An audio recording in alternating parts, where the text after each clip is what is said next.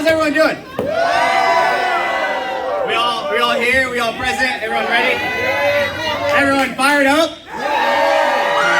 Ready to get into God's Word tonight? And now let's go to Daniel chapter 2.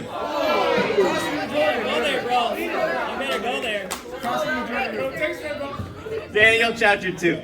Verse 20 says, "Praise be to the name of God forever and ever. Wisdom and power are His. He changes times and seasons. He deposes kings and raises up others. He gives wisdom to the wise and knowledge to the discerning. He reveals deep and hidden things. He knows what lies in darkness, and light dwells with Him." You know, sometimes things happen in life, or rather, all the time, things are always happening in life. But sometimes, we might be tempted to ask, is God really in control here? Is God really, why would this happen? How would God let this happen? You know, Daniel finds himself in a similar situation with King Nebuchadnezzar in power. But Daniel praises God first and foremost. Come on, bro. Daniel knew and proclaimed that wisdom and power are His. He said, God changes times and seasons. And if we don't see the purpose or understand it, we must understand that the fact that God is actually in control. Right. You know, there's a famous quote or saying that change is inevitable. And that's the title of my lesson tonight, is Change is Inevitable. You know, there's actually several variations of this saying. One is change is inevitable, growth is not. Another is change is inevitable, but progress depends on what we do with that change. And another one is change is constant. Change is constant. You know, right now we're in a very interesting time of the year. A time of change. A time of transition. Now, for most of us, it's obvious, some obvious transitions happening in the church very soon. But I also think of the school year. Even more than just the school semester, but the actual academic school year is coming to a close. And at the end of every school year, we have a bit of a different perspective. You know, you come into freshman year in college, college is new. And you might think, it's just like high school. I got English, I got math, I got history, like I got science, like it's just the same. And you're like, this is easy. Then you get to sophomore, junior year, and you start to, you declare your major, you take some of your core classes, and you realize that the classes are actually kind of hard. Maybe you fail your first class or exam. And you start to think, man, this is new, it's challenging. It's hard. But then you persevere. You get to senior year. And you think, let me just stay focused. Let me just persevere. Let me just grind it out. Then you graduate. And then you say, now what? Change. Seasons. Stages of life are inevitable. They're constant. Always happening. Always moving. Always transitioning. This is the way of life. This is what God allows. This is His plan. To prepare us, to equip us, to train us for what's to come, the next stage, to get us ready for the next thing. Go to Deuteronomy chapter 4. My first point, don't forget to submit. In Deuteronomy 4, you get an amen when you get there? You with me? Here are the pages.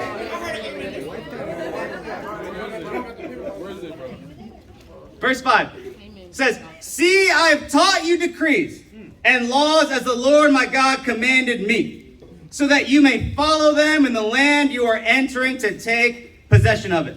Observe them carefully, for this will show your wisdom and understanding to the nations who will hear about all these decrees and say, surely this great nation is a wise and understanding people." Verse 9, "Only be careful and watch yourselves closely so that you do not forget the things your eyes have seen, or let them fade from your heart as long as you live. Come on, bro. Teach them to your children and to their children after them. Remember the day you stood before the Lord your God at Horeb, when he said to me, assemble the people before me to hear my words so that they may learn and revere me as long as they live in the land and may teach them to their children. You came near and stood at the foot of the mountain while it blazed with fire to the very heavens, with black clouds and deep darkness.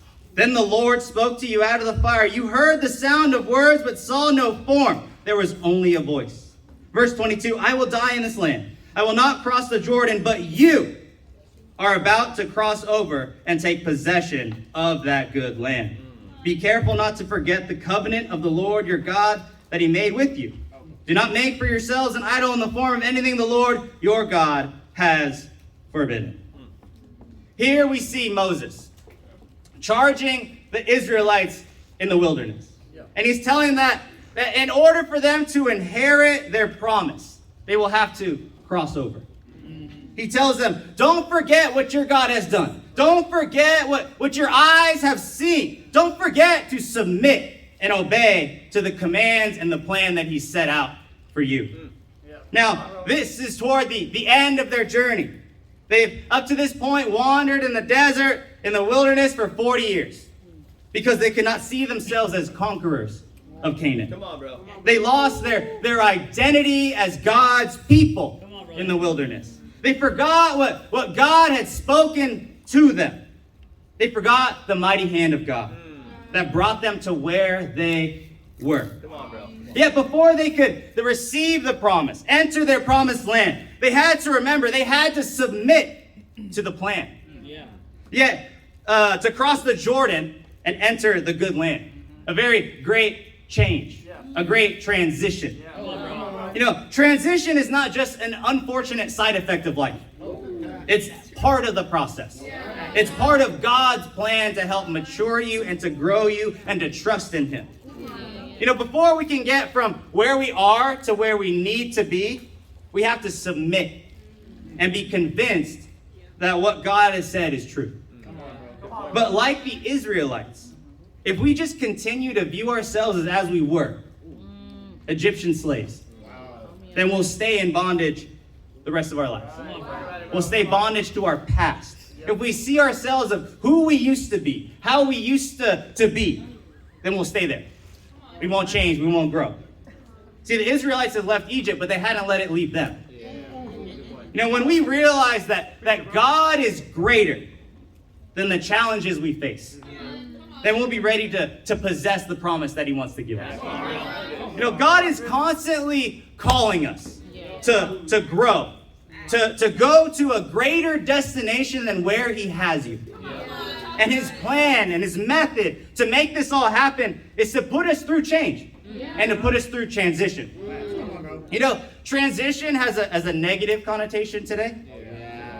You ever meet someone on campus and you ask how they're doing and they might say, I'm in a transition period. And everyone that I meet that says that, it means that they aren't in school anymore. He's met him.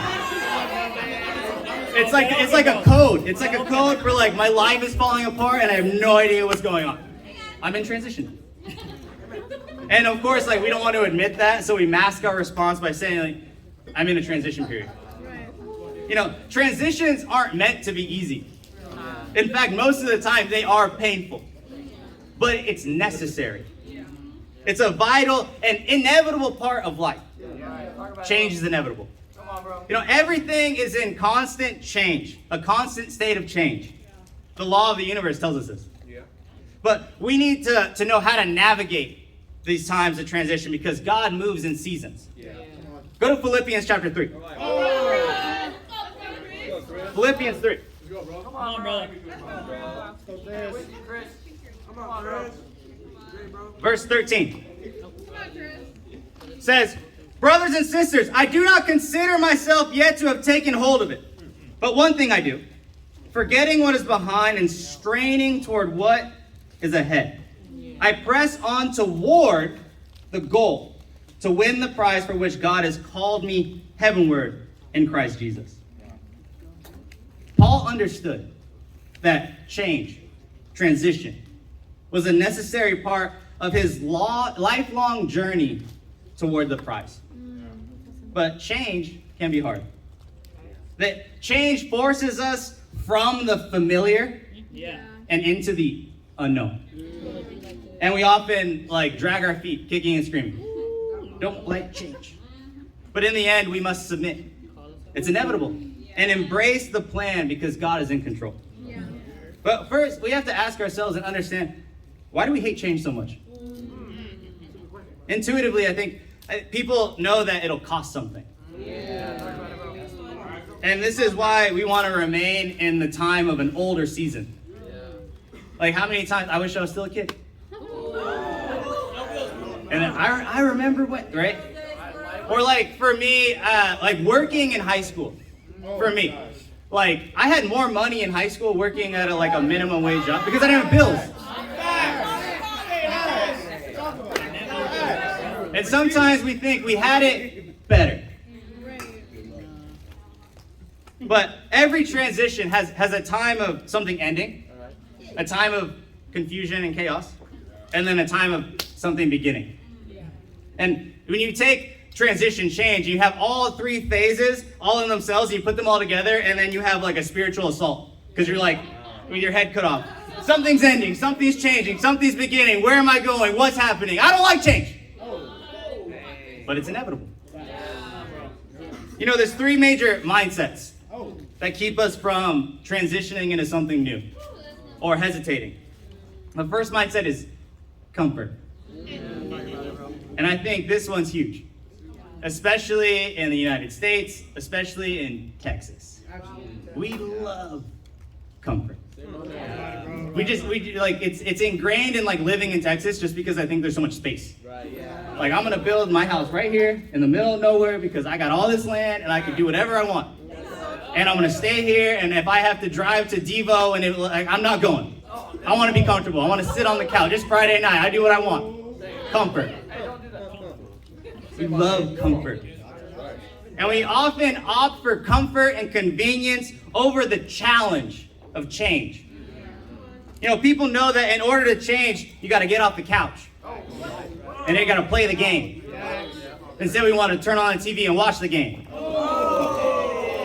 So we refuse to move forward, choosing to remain in the comfort zone. When the Bible challenges you, we refuse to give up our comfort and remain stagnant if we don't submit. But if you submit and obey the commands and obey what the scriptures tell you, God says, I'm going to give you something even greater. Trust my promises. When you're faced with challenges, transition, and change, obey, submit, because God is greater than whatever is in front of you. The second mindset, fear. We're afraid of the unknown. What makes raise your hand if you like horror movies, suspense movies, thriller movies, most everyone, right? I know Jessica's shaking her head, but most everyone else is yes. What makes the movie suspenseful is not knowing what's going to happen next. Don't go in there, right? But after you've seen the movie, right? Your favorite horror movie, your favorite thriller, you've seen it again and again and again. The scenes lose their ability to frighten you. And then you watch it with someone else and then you scare them because you know it's coming. Sick. But when transition or change comes, because it carries an element of the unknown, people shrink back in fear. You study the Bible. And you think, I don't know what's going to happen. And I don't want to tell my parents that I want to get baptized because I'm afraid of what they'll say. I don't know what's in store. I'm afraid, so I'm not going to do it. But God's promises are true. Come on, bro. He says, I'm going to take you into the promised land. It says the good land. Don't wait on the shoreline. Don't hesitate to cross. Come on, bro. Go towards the change, towards the transition. Come on. The third one, sentimentality. Yes, Some people don't want to change or submit to the Bible because they would rather live in the patterns of the past because it's familiar, because it strikes a good feeling in me. I know what this partakes. I know what this entails. Come on, bro. So I'm going to go down what I know because I like it. It's comfortable. I feel good. Content to live in yesterday's victory rather than having to fight for one today. Complacency, mediocrity, run-of-the-mill, middle of the, be great. God says he wants you to be great. Just submit. Come on, bro. Do it. I think of the people that peaked in high school. You go back to your hometown, you see them, you know them, you have someone in your head right now. And they're hanging in the same places, with the same people, doing the same thing, talking about the same stories and the same memories that happened in the past. CIF Championship 1999. Would have went state. Yeah. But this is the very same sin that plagues those who have been disciples for a while and fought, persevered, won battles during their walk with God, and don't want to keep fighting. At some point, they fight harder to defend themselves against their critics than do fighting to receive instruction or correction, to submit to the scriptures.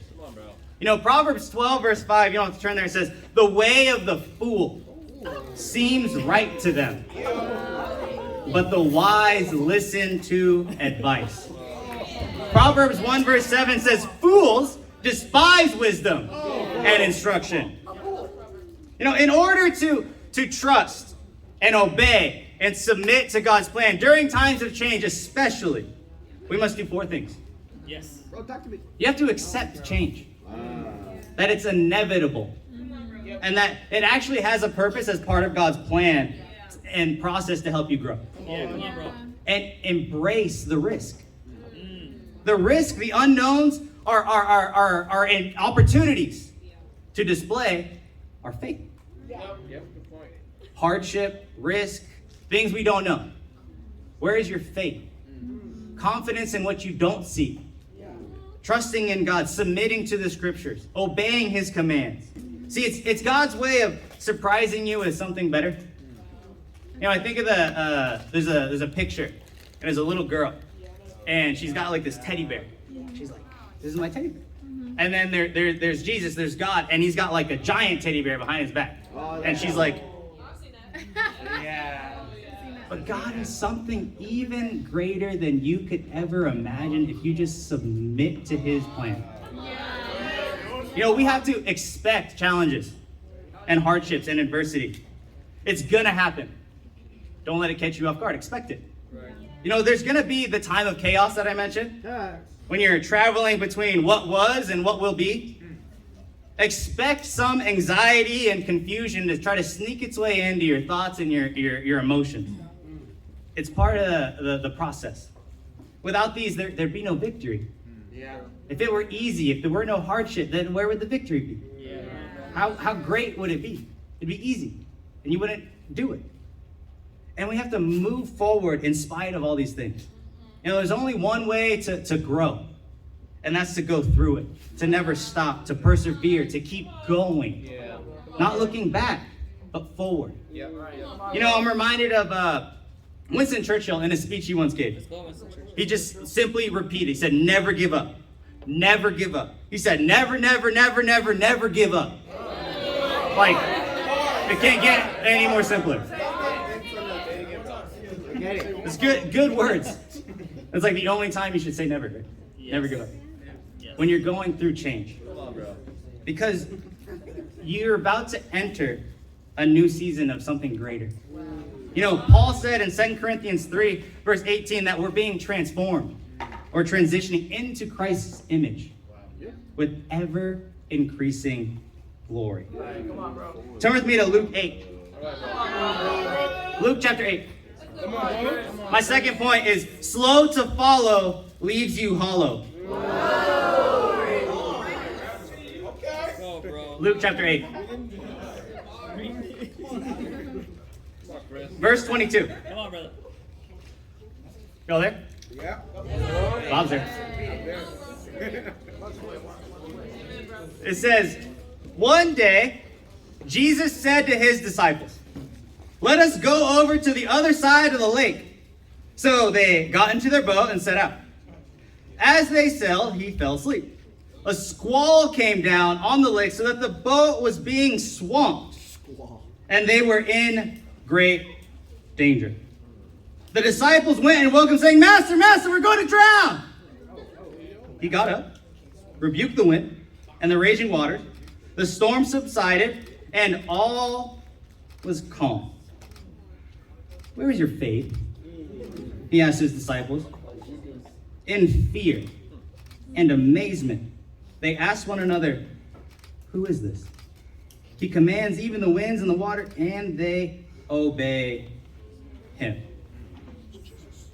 Here we find Jesus with his ministry team, his apostles. And he says there's somewhere that they need to go. And if we read further in the story, we see that on the other side of the lake was a man in desperate need, as he sends demons from a man into a herd of pigs. And then from there he returns where he helps a bleeding woman and restores a girl to life. See, Jesus understood that he needed to position himself and his disciples so they could minister to a need and impact the city. That they needed to follow him in order to be taught, to be trained, to be corrected and rebuked. Come on, bro. In order to be sent out, as you see in chapter 9. He knew that they could not reach or meet the need from where they were. He said, let's go to the other side of the lake. In other words, he knew that their present position was ineffective for the need at hand. He realized that in order for them to be in a place of effectiveness, they would have to cross a sea and weather a storm. In the process of this journey, they were in jeopardy. It says they were in danger. In other words, there were real challenges, not just perceived difficulties or a figment of their imagination, but a real squall, a real storm, real danger, real jeopardy. It was an actual physical obstacle to their mission. And many times, following God's will does not take us down the easy road. Doesn't provide us with the path of least resistance, though that's what we very much want. And we're always looking for the path of least resistance, but God says no. Go through the storm. Come on, bro. Many times we find ourselves in the midst of a storm. Yeah, come on, bro. And feeling as though we are indeed in jeopardy. Yeah, come on, bro. But we must follow Jesus as he calms the storm. Yeah. Losing a job, real challenge. Failing a test or a class, real challenge. Moving to a new city, getting to know new people is not just a perceived obstacle. It's real. Right. Dealing with changes in our households and living situations amongst our families, real things, real hardships, real challenges, real difficulties. But we must remember that if God brought you to that situation, he will see you through it. If you just follow him through it. We need to stay close and follow him.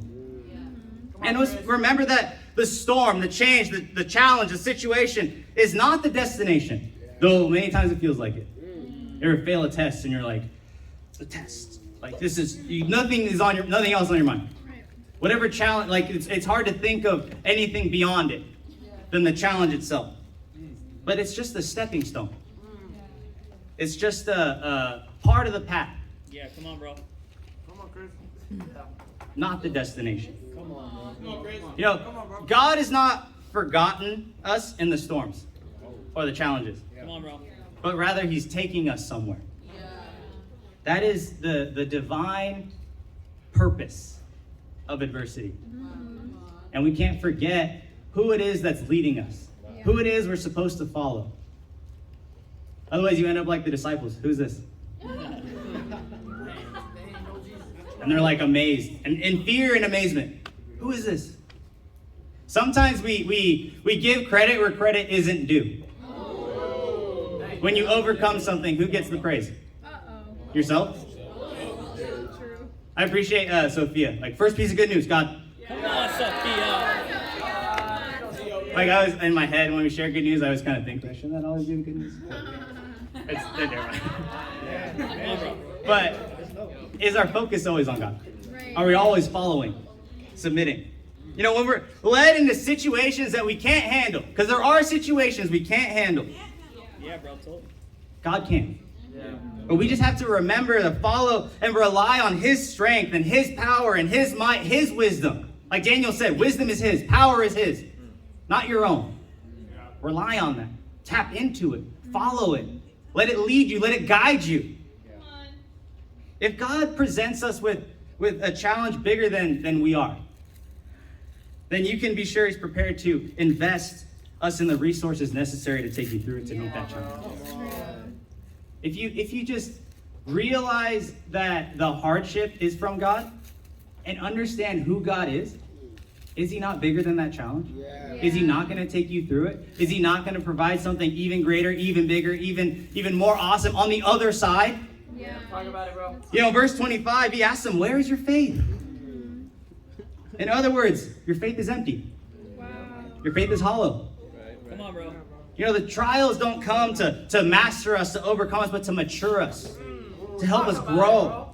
Come on. And many times we miss this fact because we get caught in the storm. You ever have someone approach you who's going through a hardship?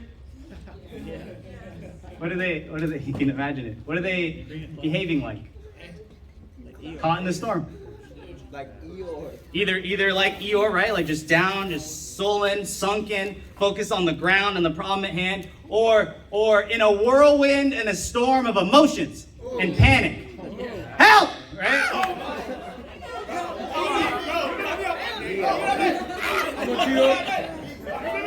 It's easy to follow Jesus when things aren't difficult. It's easy to have faith when very little is required of us. Anyone can do that. But we know like where we need to go a lot of the times. Like you're in college, I need to graduate. I need to pass my test, I need to do my homework. And we know like what will happen when we arrive. We get a degree, right? We see the logistics. But somehow in the process, we lose sight of what's happening during the journey. Of how much we're supposed to learn and grow during that process. We see point A and point B, but then we get lost in the squiggly line between. We forget who we are. Yeah, come on, bro. Forget who's on the boat with us. Yeah. And what He said. Forget what God has said about us. What He said He's going to give us. What He promises us. And we lose our identity in Christ. When hardship comes, do you pray? Or do you panic? Do you worship? Or do you worry?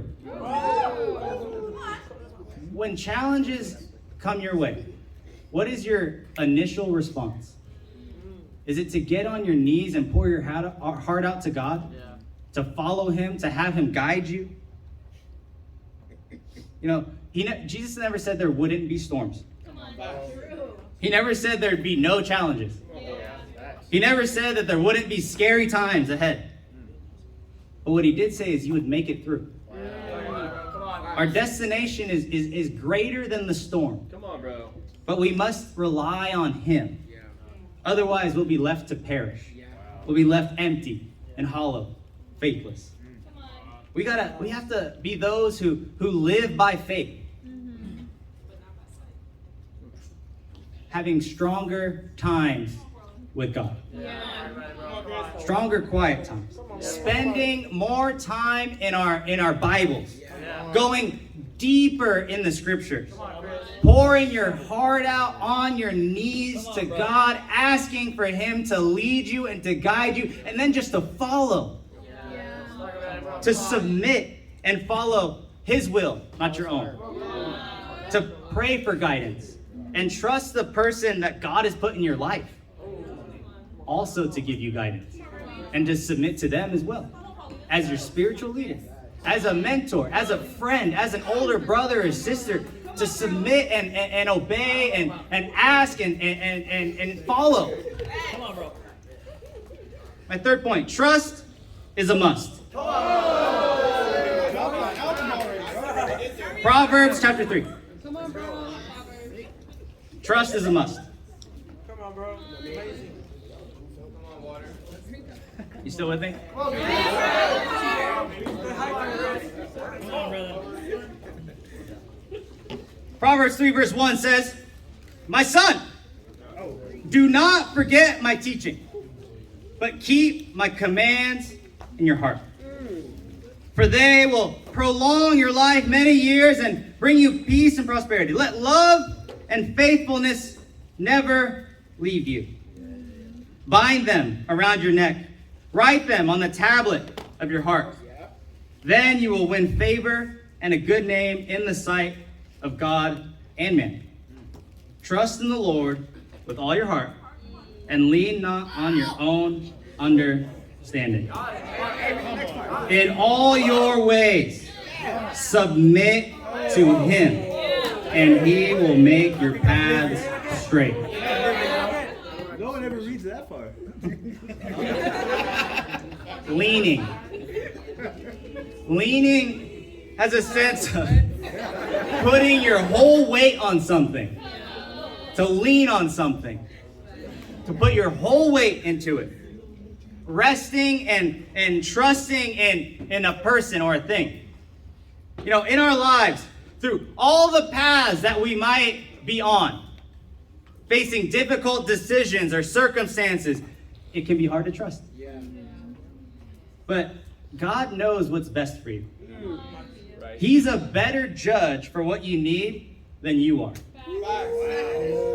And we must trust completely in every choice we make. Trust in God and trust in the person that God has put in your life. If you're studying the Bible, like, be teachable. Like, don't trust your own understanding.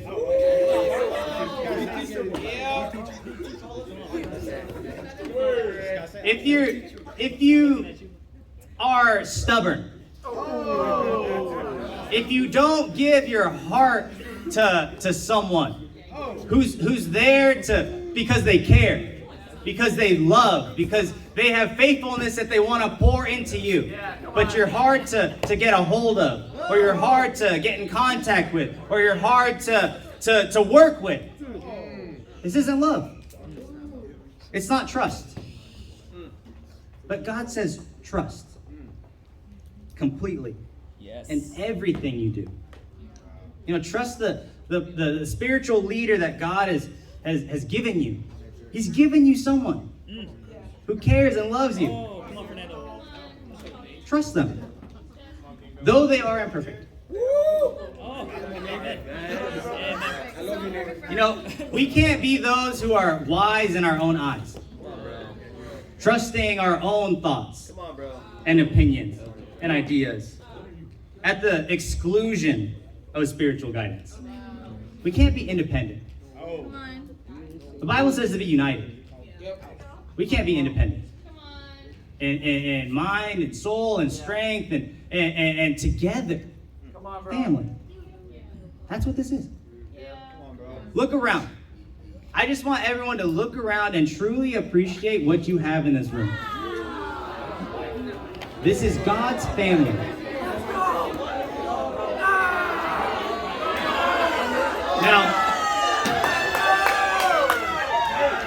Now everyone's excited now. But I tell you, cherish it. Cherish that moment. You know, I read something that said, you don't appreciate a moment until it becomes a memory. So whoever you looked around and saw, cherish it. Cherish them. Cherish this, the kingdom. Because it's very frail. It's very fragile. Change is coming. Like mark my words. In the years to come, you're gonna look back and say, remember that Earth and Science building that smelled like Earth and Science?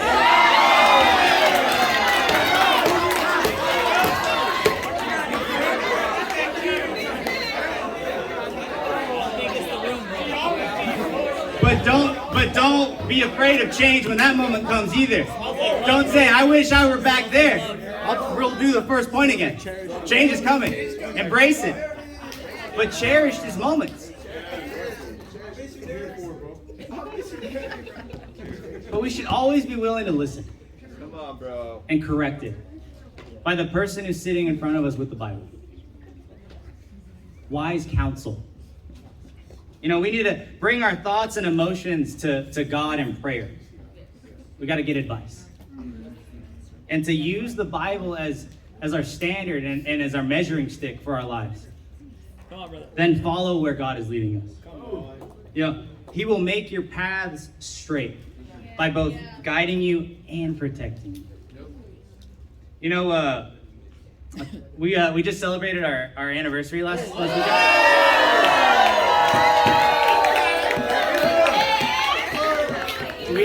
We went like horseback riding, and it was cool. Like so we're riding and it's sunset, right? Like we didn't pick the time, but like the guy was like, hey, do you want to do like 5:30 to 7:30? So we're like riding horses. We like can see Lake Grapevine. The sun is setting, and I was like, this is pretty awesome. And then the guy, right? He like kind of turns around. And he's like, all right, so everyone stop. And we're like, what's going on? And he goes, all right, everyone turn your horse around and go back like 50 yards. And like, if you ever ridden a horse, like it's all, like who has ridden a horse like more than 100 times? You know what I mean? Yeah, exactly. And it's like, you know, you're trying to like, wait, we're going back this way. And we're like, what? And he gets off his horse, he ties it up, and he's like, there's a snake up here. He's like, there's a copperhead snake. And like Jessica caught a glimpse of it, and he's like telling her, he's like, they don't get bigger than that one. He's like, and if you saw 50 copperhead snakes, you won't see one that big. And so we go back 50 yards, and he's got his like cowboy hat on, he's got like a lasso on his hip, he's got a pistol, and he gets off. It was like one of the coolest things, right? And he just goes, yeah, we gotta take care of that snake. And he gets up and he just goes like Wait, with the guy? yeah. He shot and he's like, Copperhead ain't got no head no more. And like we're thinking like this is like a preserve, right? We're like, I don't know if you're supposed to do that, but the danger that the snake presented. Yeah, that's true. Right?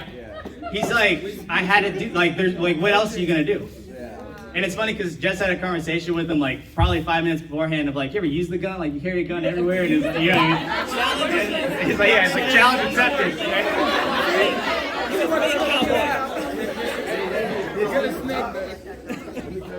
Let me show you how to use that. But on this path that we were on, there was danger. And just like God in our lives, or the person that God has put in your life to protect you, to guide you, to trust them, right? We turned around and like, why are we going back 50 yards? I don't get it. To shoot snakes. To protect you. Because he was like, because what happens is these copperhead snakes are super aggressive. Most snakes will hear the vibration of the horses and scatter, but a copperhead will stay and attack the horse. And it'll bite it in the leg and the horse gets sick. It's like not good. Like it's not a fun time for the horse. Like I'd rather it not be a fun time for the snake, you know? But to receive God's guidance, as Solomon says in the proverb, we must acknowledge God in all of our ways. It means turning every area of our lives over to Him. And the same thing that Jesus emphasized, the same truth in Matthew 6, verse 33. So tonight, look at your priorities. Look at your values. What is important to you? In what areas of your life have you not trusted or acknowledged God? You know, in many areas, all of us have acknowledged God, but it's the areas where we limit Him or attempt to restrict or ignore His influence that causes us grief. We must take God, we must make God a vital part in everything that we do, so that He can guide us to work more closely with Him to accomplish His will and His purpose for our lives. In closing, change is one of the most feared things that human beings encounter. We resist it with every fiber of our being because we love stability. We love for things to remain as they are. But the inevitable aspect of life is that it always changes. Yeah. And yet, it's impossible to get from where we are to where we need to go without making change. You know, it's a greater part of our success as disciples and as a church is how we manage transition. We need to learn how to function and ultimately be successful in all the seasons of life. We must not forget to submit to God in the scriptures, trusting that He's in control and that He has a plan, and we must not be slow to follow. Because the transition is not just a change for the sake of change, but rather moving from one point to another, moving forward. And as we encounter transition, we might begin to get shaky or unfamiliar. We need to realize that God is taking us somewhere.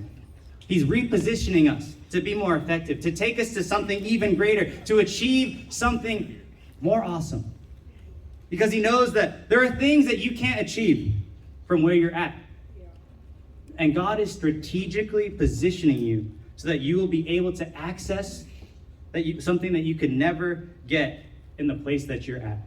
Come on, Chris. Thank you very much. To God be all the glory. Yeah!